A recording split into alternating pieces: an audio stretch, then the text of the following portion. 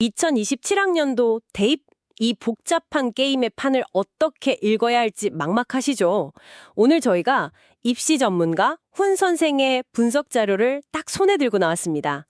통합수능 마지막 해인 2027년 대한민국 상위 15개 대학이 진짜 어떤 학생을 원하는지 그 속내를 한번 제대로 들여다보려고 하거든요. 자, 그럼 한번 제대로 파헤쳐볼까요? 네, 이 자료를 콕 집어서 가져온 이유가 있습니다.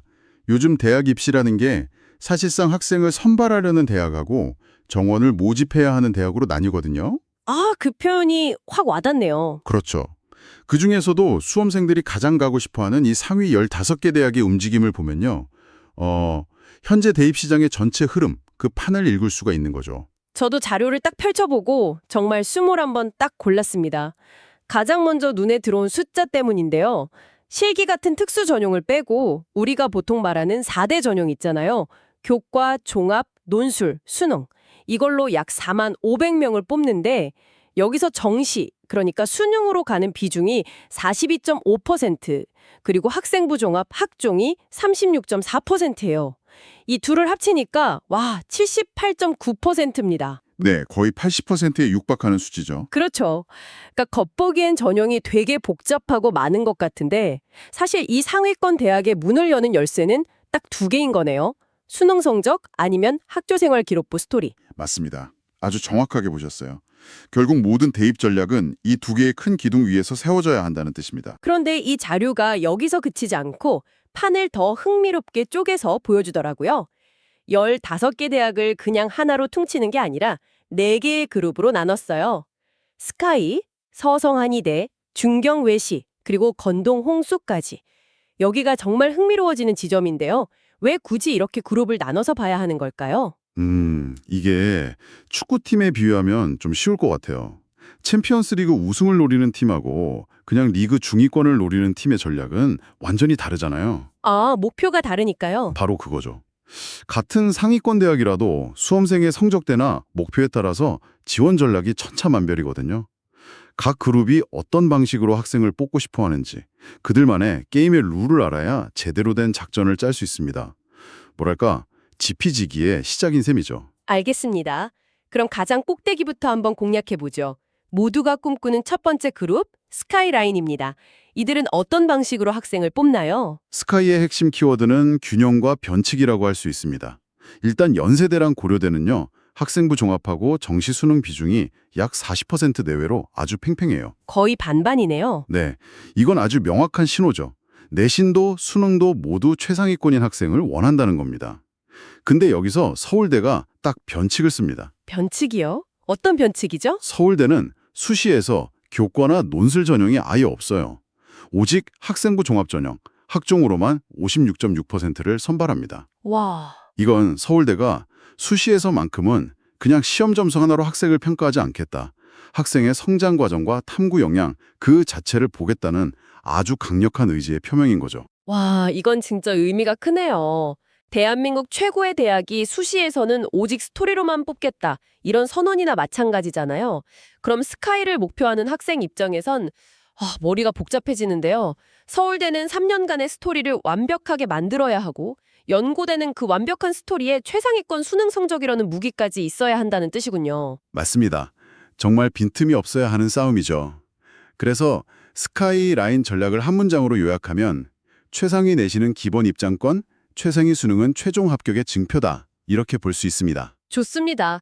정말 모든 걸 다 잘해야 하는 그들만의 리그네요. 하지만 모든 학생이 그럴 순 없죠. 만약에 내신에서 한두 번 미끄러졌거나 특정 과목에 아주 강점이 있는 학생이라면요? 다음 그룹인 서성한이대 라인으로 내려오면 게임의 룰이 좀 달라집니까? 바로 그 지점에서 새로운 기회가 열립니다. 서강대, 성균관대, 한양대, 이화여대로 구성된 이 그룹의 평균 정시 비중이 41.5%거든요. 여전히 수능이 막강한 힘을 발휘하죠. 하지만 여기서 우리가 진짜 주목해야 할 숫대는 따로 있습니다. 어떤 거죠? 바로 논술 전형의 비중입니다. 아, 논술이요. 자료를 보니까 이 그룹의 평균 논술 비중이 10.5%네요. 다른 그룹보다 확실히 눈에 띄는 숫자이긴 합니다. 맞습니다. 이 10.5%는 그냥 숫자가 아니고요. 특정 학생들에게는 역전의 발판을 의미합니다.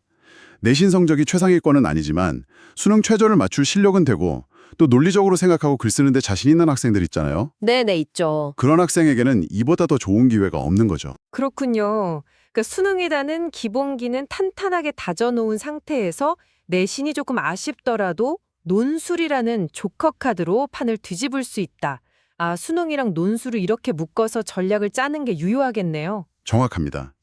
수능 학습을 기본축으로 삼으면서 논술을 병행하는 것, 이게 서성한이대 그룹을 공략하는 아주 효과적인 전략이 될 수 있습니다. 자, 그럼 이제 가장 많은 학생들이 목표로 삼는 그야말로 최대 격전지로 가보겠습니다. 중경외시 라인인데요. 이 그룹의 특징은 뭔가요? 저는 이 그룹을 가장 균형 잡힌 전쟁터라고 부릅니다. 스카이처럼 학종으로 확 치우치지도 않고 서성한이대처럼 논술 카드가 유독 강하지도 않죠. 학생부 교과, 학생부 종합, 논술, 정시수능 이 네 가지 전형이 가장 고르게 분포되어 있어요. 모든 전형이 고르다는 건 반대로 말하면 어떤 유형의 학생이든 다 덤벼볼 만하다는 뜻인가요? 바로 그게 이 그룹의 특징이자 가장 치열한 포인트입니다. 내신이 아주 좋은 학생, 학교 활동의 깊이가 남다른 학생, 수능에 자신 있는 학생 모두가 자기 강점을 가지고 이 그룹에 도전하거든요. 말 그대로 종합 격투기장 같은 곳이죠. 그렇다면 이 그룹을 목표하는 학생은 전략을 어떻게 세워야 할까요? 뚜렷한 특징이 없어서 오히려 더 혼란스러울 수도 있겠는데요. 그래서 중경외시 라인에서는 자기 객관화가 그 무엇보다 중요합니다. 내가 가진 무기 중에 가장 강력한 게 뭔지 냉정하게 판단해야 해요. 꾸준히 관리한 내신인지, 3년간 쌓아올린 탐구활동인지, 아니면 막판 스퍼트가 가능한 수능 성적인지 가장 날카로운 무기 하나를 정해서 그에 맞는 전형에 집중하는 선택과 집중 전략이 필요합니다. 알겠습니다. 중경외시는 어설프게 여러 개를 준비하기보다는 나만의 필살기를 딱 정해서 파고들어야 한다. 이런 말씀이시군요. 자, 이제 마지막 그룹입니다. 건국대, 동국대, 홍익대, 숙명여대의 건동홍숙 라인인데요. 자료를 보면 이 그룹에 대한 설명이 아주 단호해요. 정시 수능 위주 선발 기조가 가장 명확하다. 다른 무엇보다 수능 학습에 최우선 순위를 둬야 한다고요. 네, 통계 수치만 보면 그 말이 맞습니다. 건국대가 45.1%, 숙명여대가 42.6%, 그룹 평균 정시 비중이 41.5%로 매우 높죠. 숫자는 거짓말을 하지 않으니까요. 잠깐만요. 근데 이 말을 그냥 고지고대로 받아들여도 될까요? 건동홍숙 가려면 무조건 정시 파야 한다. 이렇게요? 아까 자료 앞부분에서는 전형 선택은 단순히 비율에 따른 게 아니다라고 분명히 말했었거든요. 이건 좀 모순적으로 들리는데요. 예를 들어서 학생부 스토리가 정말 좋은 학생이 있는데 이 통계 하나만 보고 아, 나는 틀렸구나. 무조건 정시해야겠다라고 생각하면 어떡하죠? 아, 바로 그 지점입니다. 청취자 여러분께서 오늘 대화에서 정말 가장 중요하게 생각하셔야 할 부분이 바로 여기입니다. 지금 제기하신 그 의문이 이 데이터 해석의 핵심을 정확히 꿰뚫고 있어요. 그럼 이 높은 정시 비율을 어떻게 이해해야 하는 건가요? 정시에 올인해라는 신호가 아니라면요. 이렇게 해석해야 합니다. 건동홍숙 라인에서 수능 성적은요, 합격을 가장 확실하게 보장하는 마스터키이자 수시에서 어떤 변수가 생기더라도 나를 지켜줄 수 있는 든든한 안전망이라는 의미입니다. 아, 그만큼 수능의 영향력이 강력하다는 뜻이지 다른 모든 가능성을 버리라는 뜻은 결코 아닙니다. 아하. 그러니까 정시가 중요하니 다른 건 버려라가 아니고 수능을 잘 봐두면 이 그룹에 들어올 가장 확실한 길 하나를 확보하는 셈이다 라는 의미군요. 와, 관점의 차이가 엄청 크네요. 그렇습니다.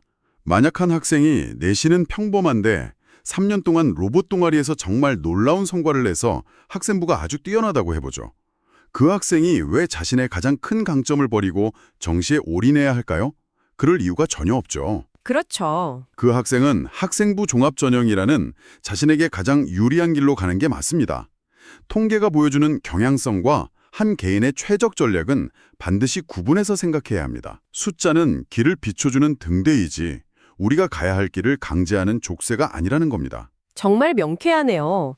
통계에 휘둘리지 말고 통계를 내 전략의 도구로 사용하라. 오늘 분석의 핵심인 것 같습니다.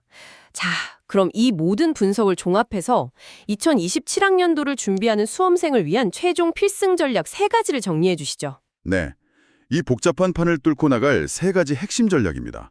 첫째, 정시 마지노선을 구축하라. 어떤 전형을 준비하든 수능은 이제 기본입니다. 높은 수능 성적은 정시 합격의 열쇠이면서 동시에 수시 최저 기준을 맞추는 가장 확실한 보험이거든요. 수능은 선택이 아니라 이제 기본 체력입니다. 기본 체력, 와, 와닿는 비유네요. 두 번째는 뭔가요? 둘째, 학생부의 왜를 채워라.